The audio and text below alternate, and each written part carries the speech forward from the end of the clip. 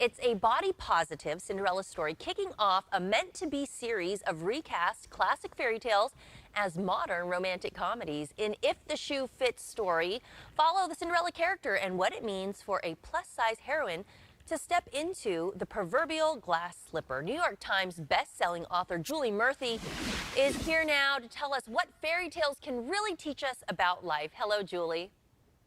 Hi, thanks for having me. Well, I love this concept of taking these classic fairy tales and kind of spinning it into the modern world, into the modern woman, and because like fairy tales is not really real life, right?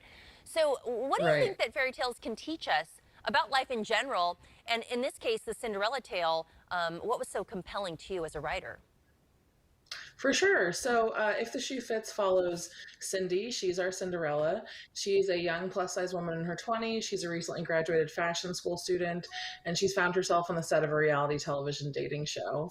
And I've just, growing up, Cinderella was not the first Disney princess, but she was my first Disney princess. Hmm. So I think that that's the case for a lot of women of a certain age. And, there's something really compelling about Cinderella's story and becoming something out of nothing. I think it's a really universal theme. And a lot of us relate the Cinderella story to Disney, and this is kind of a first with Disney with your book. Can you tell us about that? Yeah, so this is Disney's first initiative to sort of repackage and rebrand their initial or their original Disney princesses as adult rom-coms. So it's definitely something that a teen reader could enjoy, but it's also definitely geared towards adults as well. Well, are there any challenges as you transition, for writing for younger readers to more of that adult rom-com audience? Yeah, I've always had my eye on writing for adults at some point in my life. So this was a really exciting stepping stone to do that with. It sort of felt like getting my very first apartment without my parents around. It was a little exciting, as someone who typically writes for teens and younger kids. So let's talk about the main character, Cindy. How is she different, or how did you make her different from what we might think of that classic fairy tale princess? Yeah, I was a chubby kid, I was a chubby teenager, and now I'm a chubby adult. And so it was really important to me that Cindy represents someone who looks like me. And so she is a plus size woman. Over 70% of women in the United States wear above a size 14. So not only did it make sense for me, but it made sense, in a really global way as well. Cindy's also really sarcastic with a little bit of a biting sense of humor. She's very clever, very smart, and just a very savvy person. She's definitely cut from the same cloth I am, and I don't think that I would be your typical princess, from 20 to 30 years ago. So she's definitely different in that way alone. That's so great. Now, talk about the body image and positivity themes that play out in this story that you retell, and why was it meaningful for you to do this with Cinderella?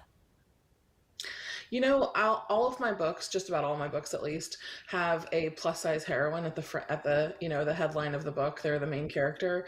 It's a hallmark of my books. It's very important to me, and I really felt like growing up, it would have meant so much to me to be able to see an iteration of Cinderella with someone who looked like me. And I think that that's something that a lot of readers can really sink their teeth into and really see themselves in. So I truly believe in the adage that if you can't see it, you can't be it. And so it's hard to imagine yourself, falling in love, starring in a dating reality television show if that's your dream, or you know going after your dream career. It's hard to imagine all those things if you can't see it play out in fiction. Well, Julie, clearly it's resonating with audiences because you have another book that was turned into a Netflix movie starring Jennifer Aniston with Dumplin'. How was that? Yeah, that was one of the most wild experiences of my life. I'm still pinching myself all these years later. We had Jennifer Aniston at the lead as a producer, and also we had an original soundtrack from Dolly Parton, which is just incredible. So, how does it feel now that you've been selected to write this first novel in the Meant to Be series? Every book will be a different author and a different princess, which is a really exciting format that they're taking on. But getting to be the first without being a little cheesy is really kind of my own fairy tale princess dream come true as an author. It's pretty incredible. When the mouse calls, you answer. Of course, that is really exciting. Now, I know your book's just coming out, but any early feedback that you're getting about it? Yeah, we're really lucky that we had a lot of review copies go out to reviewers and media outlets, and so people seem to be really thrilled and really excited with this fresh retake. And so where do you go from here? Does the shoe fit? Are you going to find the other half of that shoe? I mean, professionally, the shoe fits. I'm very happy. And also, if you have a size 10 and a half, it'll definitely fit. Anything else that you're working on? The next novel, maybe? Yeah, I've got a new young adult novel coming out in the fall. And just a few months ago, I released the last book in the Dumplin' series, which was titled Pumpkin.